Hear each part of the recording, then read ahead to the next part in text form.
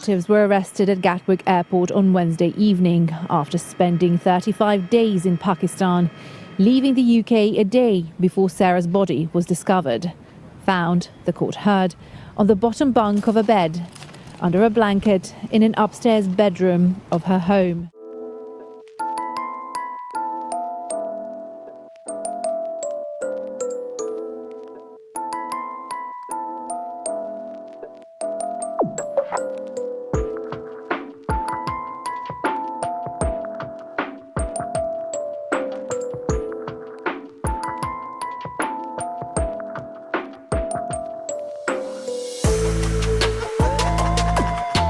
Welcome or welcome back, and thanks for being here. I'm Cassie, and this is A Wicked World. The story I have for you today is an incredibly sad one about a little girl who was mistreated by pretty much everyone in her life for years, all the way up until that led to her death. This is the story of Sara Sharif.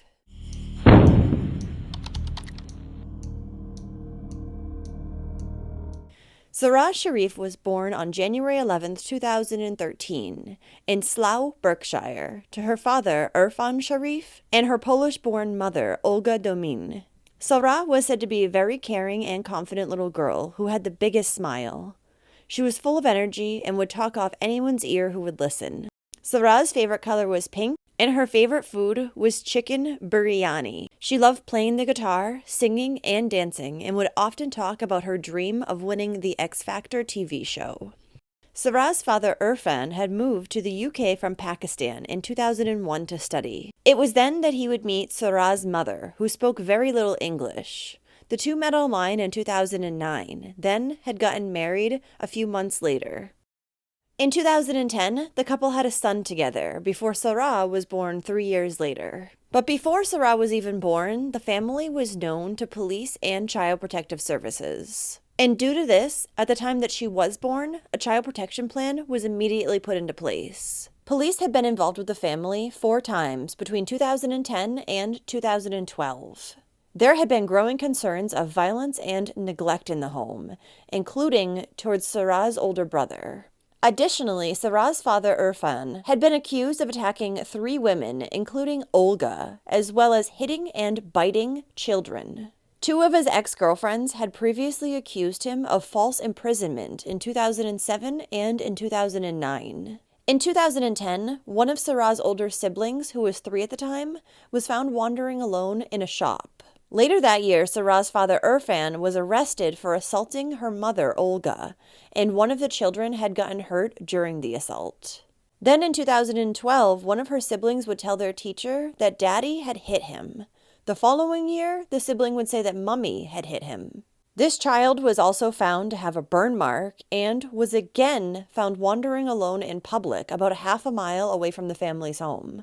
In December of 2012, just a month before Sara was born, the family was said to be living in a homeless shelter. Prior to this, they had lived in a 1-bedroom rented flat where the family all shared a bed. The rest of the house had not been furnished, and the children had limited age-appropriate toys. Then, in 2013, a social worker would notice a burn mark on one of Sara's siblings' legs, and it was explained away as being an accident from a barbecue.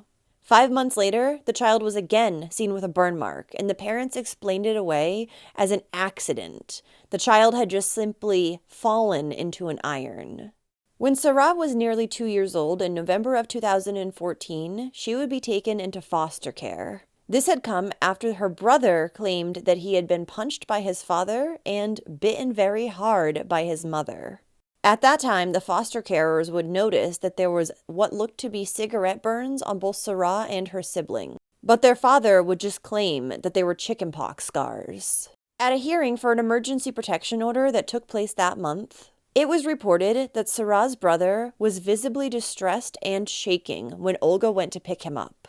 The child said, "I don't want to go home. Mummy hits." Social workers also described Sara as being very small, not eating a lot, and she didn't respond to being carried and wouldn't wrap her legs around her carer. At the end of 2014, Sara and one of her brothers would be returned to their parents' care. The following year, Sara would be put briefly into foster care yet again. this time after her mother Olga had fled the family home and alleged domestic violence. According to Olga, her husband had tightened a belt around her neck. Olga would also say that in the past, Irfan had attempted to set her on fire by pouring oil all over her. At one point, he even locked her up inside a room in their home for an entire day before police came and released her. Once Olga had finally left Irfan, Sara and her brother began living with their mother at a women's shelter. Her father was then only allowed supervised visits. These visits did not go very well, however, and during one, Irfan would go over to Sara, who would scream at him to go away. Sara would also flinch whenever Irfan would tell her off, but she also surprisingly cuddled him during a visit.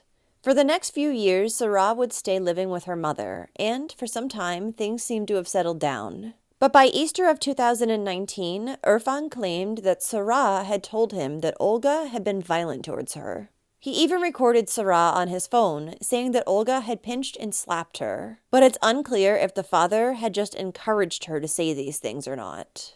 Social services would then again become involved in Sara's life and determine who she was going to live with. And despite Irfan's previous history of violence, a social worker would determine that Sara and her other sibling were to go live with him and their new stepmother. Now, before Irfan had officially split up with Sara's mother in 2014, he met another woman named Banish Batul, who was a customer at his taxi business.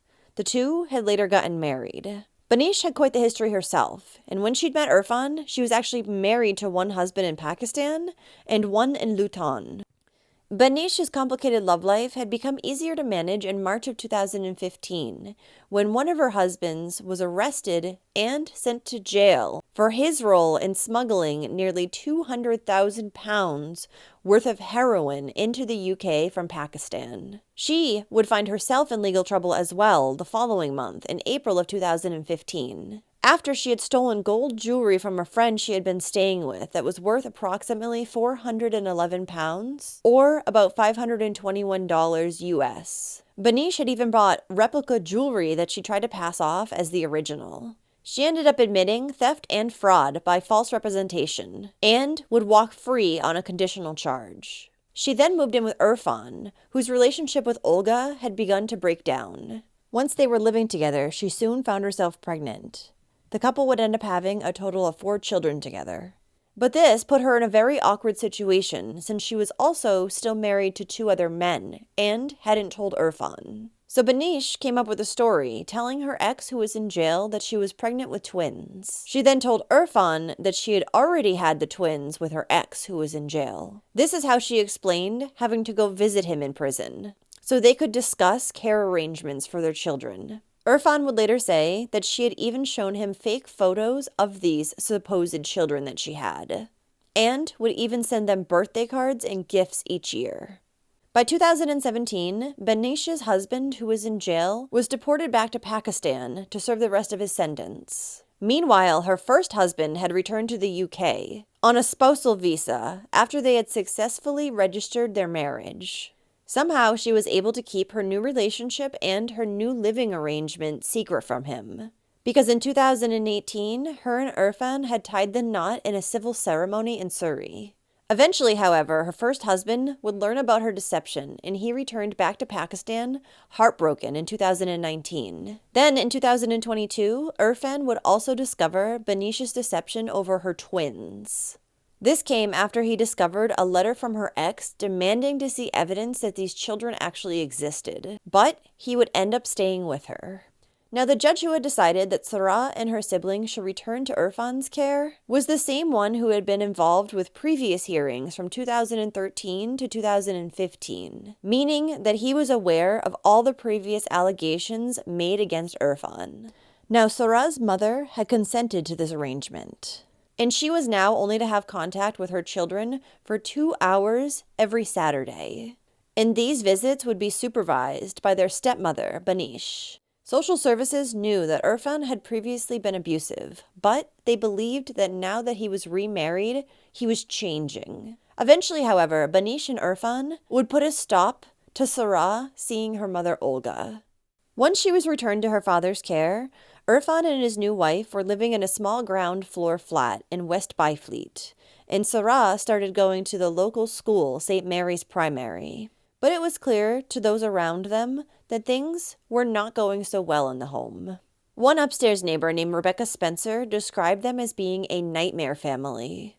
She said that she very frequently heard banging and rattling coming from their home. It was a metallic noise, like someone banging and pushing on a door that would not open. These noises were very often followed by screams that sounded to be coming from a child. And shortly after that, it would fall completely dead silent. On one occasion, when things had gotten extremely loud, the neighbor went over next door to see if things were okay. Banish would tell her, "Yes, yes," before slamming the door in her face. Another neighbor claimed that she frequently heard yelling and smacking, followed by the gut-wrenching screams of a female child. She would in addition hear Banish swearing at the children and calling them horrible names. The neighbor said that the only time that it was quiet in that home was when the family was away on holiday. Also, according to this neighbor, the screaming and yelling primarily took place while Irfan was away at work. She claimed that she had never heard a male voice being abusive towards the children. But none of these neighbors had ever gotten concerned enough to contact police or social services. In December of 2020, Banish would send her sister some photos of Sara with some clearly visible bruising on her arms and face. And over the next 2 years, she would continue to send extremely concerning text messages to her sister about Sara's treatment in the home. She would say how Irfan had left Sara covered in bruises and how one time she felt so bad for the little girl because she couldn't walk. She also claimed that one night Irfan had kept Sara up the entire night, making her do sit-ups. Banish also detailed in these messages to her sister about how her husband would go ballistic, spilling hot tea across the living room, smashing up picture frames, and damaging the curtains. In one message, she even said that she had to push Irfan out of the way so he would not hurt Sara. But once again, neither Banish or her sister would contact police or social services. Describing another incident on May 8, 2021, in a series of messages, Banish wrote to her sister saying, "Irfan is going crazy. I'm kind of having a panic attack. He's literally going to break her arm or leg. I have no idea what to do. I'm in the other room. He's locked us out." Her sister merely replied back, telling her not to worry and to just read the Quran. In a text that she had sent to her sister on February 10th, 2022, Banish said that Irfan had hurt his daughter in the middle of the night at 1:30 in the morning while Sara was still sleeping. Apparently, she had been exhibiting bad behavior for a while, and he all of a sudden just got upset about it in the middle of the night and attacked her. Banish would additionally tell her family that Sara was being bullied at school. Her teacher would also say that she remembered that Sara did not keep friends very easily. Around June of 2022, Sara was forced to start wearing a hijab, even though no one else in her family did. Multiple people found this to be very odd, but didn't question it. Many times, Sara would even pull her hijab to hide her face if she did not want to speak or was being told off. Despite the hijab covering most of her face, by March of 2023, her teacher started to notice bruising on her face. On March 10th, she saw a dark bruise on the underside of her chin, as well as under her eye on her cheek. Sara would say that she had fallen over while riding on some roller skates, but her account was inconsistent. She would tell her friend that she had fallen off of her bike. The same friend said that many of Sara's injuries were often hard to see because she would wear long pants and long shirts every day. Additionally, this friend had gone over Sara's house to play one time and had seen locks on all the bedroom doors. Sara's school also recorded that Banish was very verbally abusive towards the children when she did school drop-off. This caused the officials from Sara's school to become concerned, and they contacted social services. And for a third time, child services became involved in Sara's life. However, after a 6-day investigation, the council told the school that no further action was being taken, but asked the school to monitor the situation. Which I don't know what that means, because if you're not taking action now, what else could they possibly see that is going to make you take action?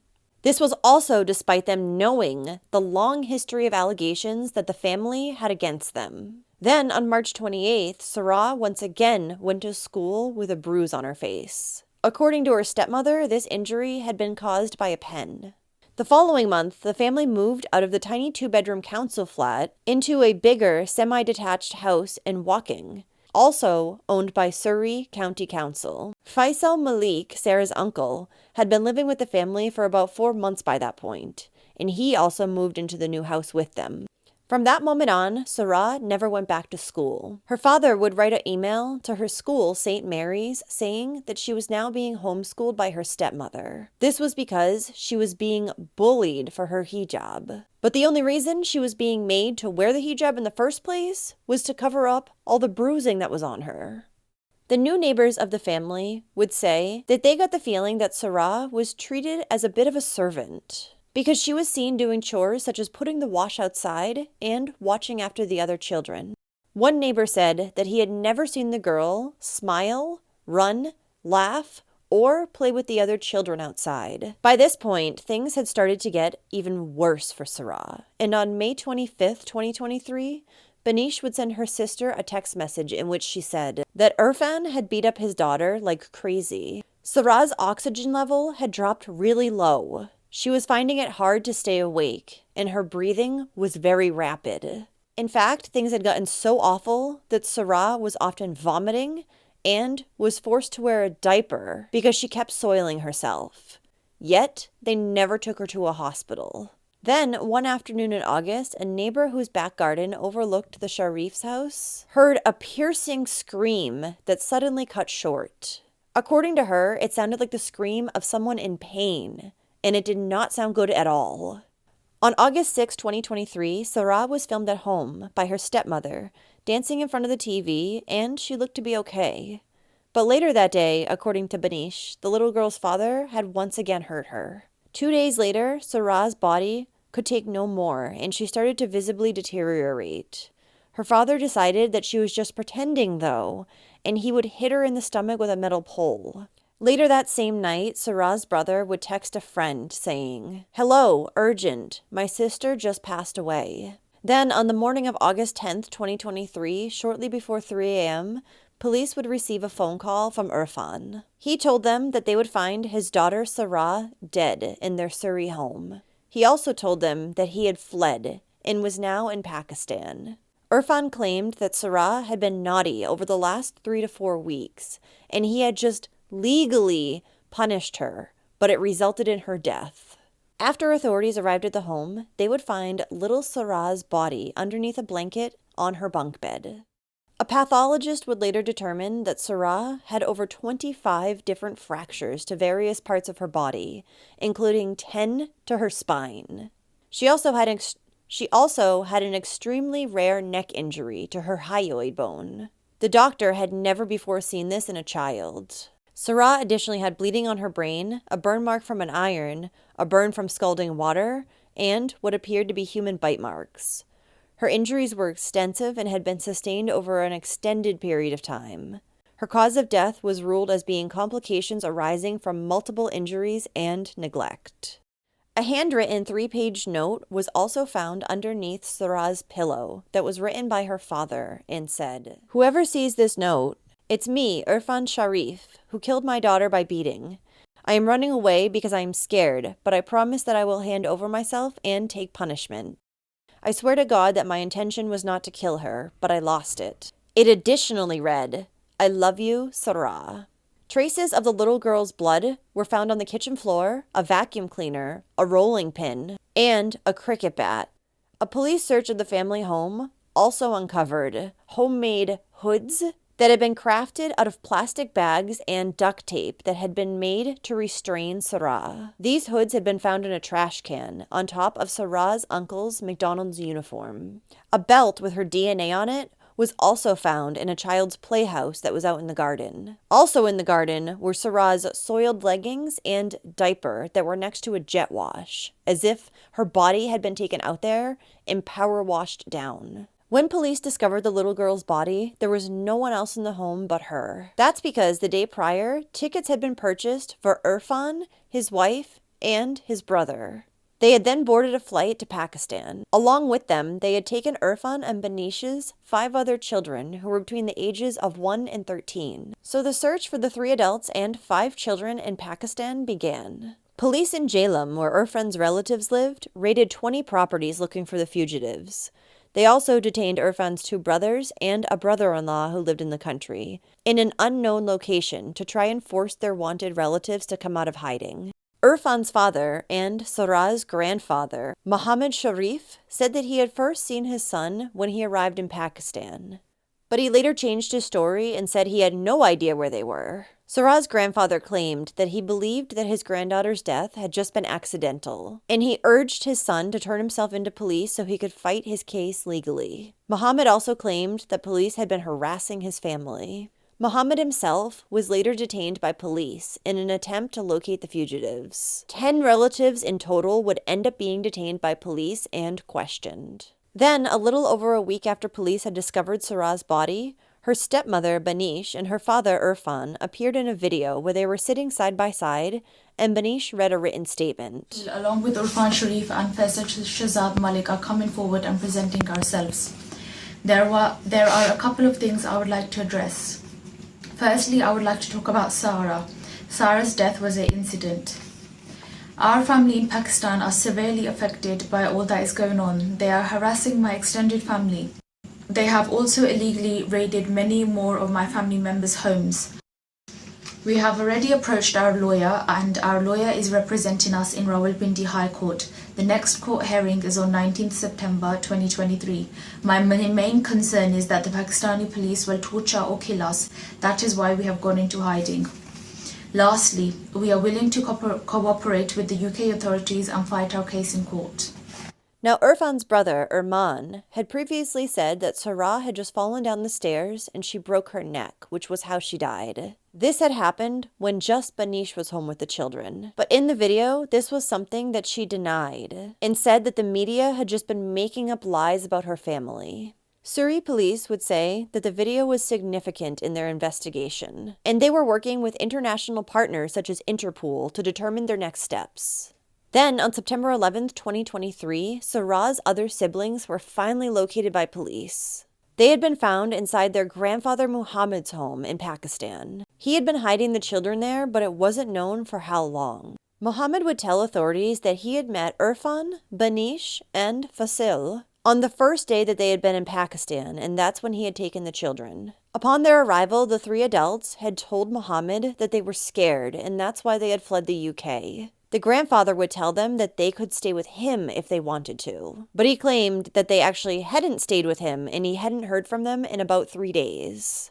Police, on the other hand, believed that the 3 suspects had indeed been staying with Muhammad for at least some time. Muhammad would also make the argument that police had never asked him about the children or where the children were. He claimed that authorities had only seemed interested in the location of their parents. Authorities sent the 5 children to temporarily live in a government childcare facility, while officials in the UK worked on securing their safe return. As of right now, the children have been returned to their grandfather's care and remain in Pakistan. 2 days after the children were found, the 3 adult suspects were also located.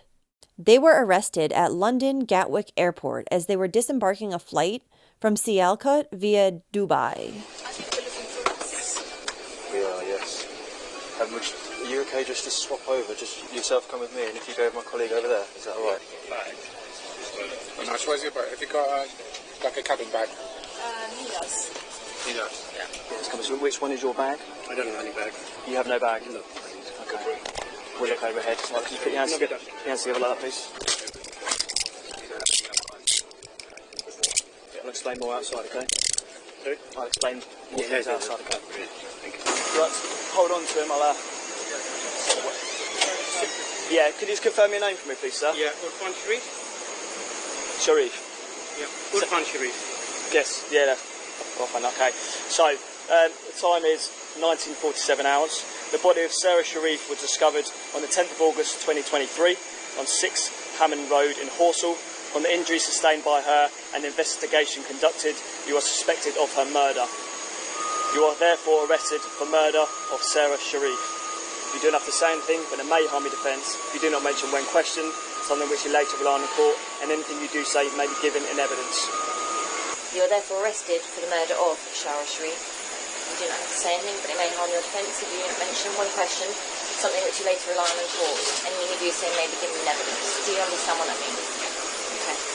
From the injuries sustained by her and the investigation conducted, you are suspected of her murder. You are therefore arrested for the murder of Sara Sharif. All three were charged with murder, along with an additional charge of causing or allowing the death of a child. Please, could you introduce yourself? What's your name? So my name is Binish Patul. And you are about to be interviewed for the offence of murder. What's your understanding of murder? What's your understanding of that offence? Killing someone. Yeah. Okay, so it's intentionally killing somebody. Okay, in very simple terms. Okay, that's the offence for which you've been arrested for, and that's the offence for which we're going to speak to you about. All right. What happened to Sara? No comment. What did you see? No comment. Whose choice was it? How you left Sara? No comment. You know, Dawn's just said, as you said in the video, you want to come back to the UK, clear your name in the UK courts. Well, here we are. This is the start of the process. So why would you not speak to us now? No comment. Who did that to Sara? No comment. Do you love Sara? No comment. Did you care about her at all? No comment. When they went to trial for Sara's murder in September of 2024, her father Irfan was still, as he had since the time of his arrest, denying almost everything that had occurred in the home, instead blaming his wife for his daughter's death. In the witness box, he would even cry about his Sara and called her a beautiful angel. While the father admitted to slapping his daughter in the past, he said that her death had nothing to do with him. He claimed that he had actually never even been there when his wife had been mistreating Sara. But when she had died in his arms, which made him feel numb, like the whole world had just fallen down around him. According to him, on August 8th, just after 7 p.m., Banish had called him and told him to come home. He had then arrived there about 45 minutes later. When he did, he claimed that he found Sara on his wife's lap in the bedroom. According to Banish, Sara and another child had been running around and down the stairs when she suddenly fell. The stepmother claimed that Sara was just being dramatic, though. She was pretending to be hurt and not getting up. Irfan had then lifted up Sara's arm and asked her to get up, but she didn't. She was completely limp. So he took her from Banish's lap and tapped her face. The father claimed that Sara had opened her eyes a bit, then asked for water because she was thirsty. But he didn't have time to get her the water before she again fell unconscious. The father stated that at that point, he shouted for his wife to call for an ambulance because Sara was not breathing and had no pulse. Irfan began administering CPR to his daughter, but after about 10 minutes, Banish hugged Irfan and told him, "There's no point. There is no need because she's dead." He claimed that he hadn't called emergency services himself because Banish had actually snatched the phone away from him, then told him that he needed to protect his family. Irfan said that the initial plan was for Banish to go stay with her family in Luton so that he could call police and say that Sara had died in his care. Banish had then made 30 different calls to family members, but none would help because they were scared. So instead, Banish told Irfan that he needed to take responsibility for Sara's death, saying that he would just go to prison for about 3 to 5 years if he did. This prompted him to then write the letter taking the blame for Sara's death so he could protect his family. Irfan would end up remaining in Pakistan for 35 days. According to him, he had always intended on returning to the UK to take his punishment and protect his family. But he said that he had changed his mind about taking the fall for his daughter's murder once he was arrested and questioned by police. When they had told him about the extent of Sara's injuries, he said, "I couldn't believe it. I was just conflicted. I was crying. Why on earth didn't I know about that? So much was going on under my nose and I didn't know." In court, Irfan would even point to his wife and call her a psycho and evil. However, under forensic cross-examination on his 7th day in the witness box, Irfan would finally crack. He told the prosecution that he wanted to say something, then admitted that what he'd previously said in his phone call to police, as well as the letter that had been found underneath Sara's pillow, was the truth. He'd meant every single word of it. Irfan admitted that his daughter had died because of him. He admitted to using a cricket bat and a white metal pole to cause her fractures. As he sat there shaking and crying, Irfan said, "I take full responsibility for everything." However, he never admitted to the burn marks or bite marks on Sara's body, though the bite marks were found as not belonging to the father. Sara's uncle had also been ruled out, but her stepmother had refused to give her dental impressions for comparison. The prosecution would claim that the marks that were found on Sara's body would have had to have been done by two people, one to hold her down and the other with the iron. Her father denied doing it, therefore that leaves two other adults. Irfan, however, like a complete lowlife, tried to blame the other children in the home. After a brief court recess, Irfan decided that he was not going to take the blame for Sara's death, claiming that while he had done all these horrific things to her, he had never intended to murder her. Which clearly does not mean that you're not guilty just because you didn't mean to do something. Come on. In one of the few messages to his wife that was found on Irfan's phone, it said, "Sara cut my laces. You and her have made my life hell. Once she is at home, sort her out before I do." During the trial, it was also suggested that the 10-year-old had been put into diapers as a solution to maintain restraint, once her hands and feet had already been tied together by packaging tape, which, in the weeks leading up to her death, her stepmother had bought 18 rolls of. Another odd detail of the case that came out in court was the fact that the family had just recently purchased a Ring doorbell. The doorbell had been purchased on July 11th, 2023, but when police searched the property, it had been removed. The bracket was still there, however, fixed to the exterior of the house. So where had it gone?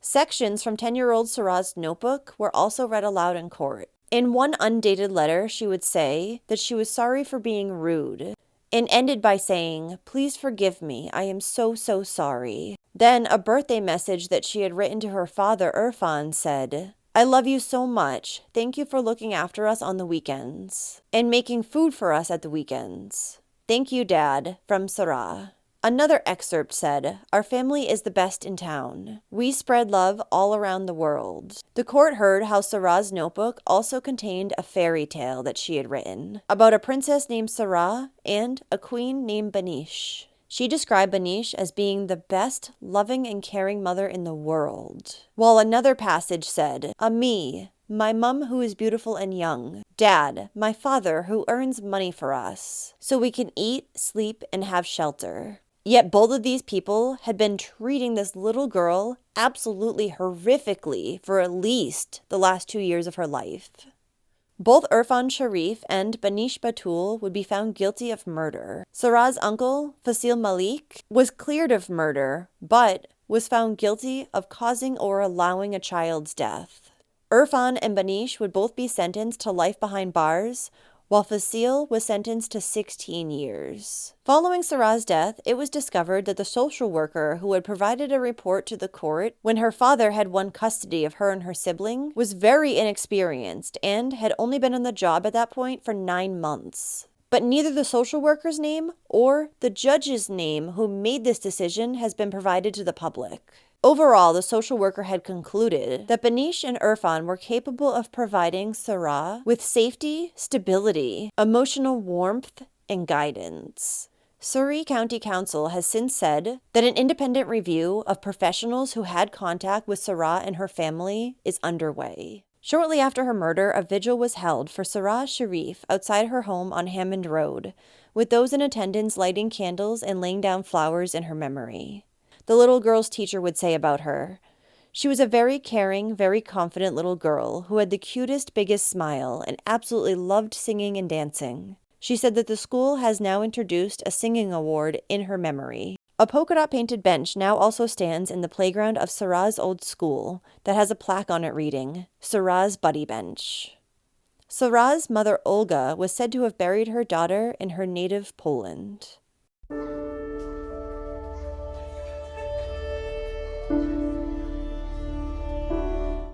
Well, thank you for listening to Sara's story today. This poor little girl was failed by nearly everyone in her life. Her father mistreated her mother mistreated her stepmother mistreated her, even her uncle seemed to have been involved. And child services did nothing to step in and keep this terrible child abuse from happening. What do you think about this case? So if you like true crime and you want to hear it from me, then don't forget to hit that subscribe button below and turn on your notifications too, so you'll know when I upload a new video, which is at least 3 times every single week. Thanks for watching A Wicked World today. Until next time, take care, guys. Bye. Thank you to all the patrons of A Wicked World. Now, there's even more of A Wicked World on Patreon. So check it out at patreon.com/awickedworld or use the Patreon app. You'll have access to exclusive videos each month and more. Any support truly helps to make sure the victims never get forgotten and to highlight the shortcomings of society associated with each case. Do you have a suggestion for a case you'd like to see me cover? If so, send me an email at awickedworldtruecrime@gmail.com.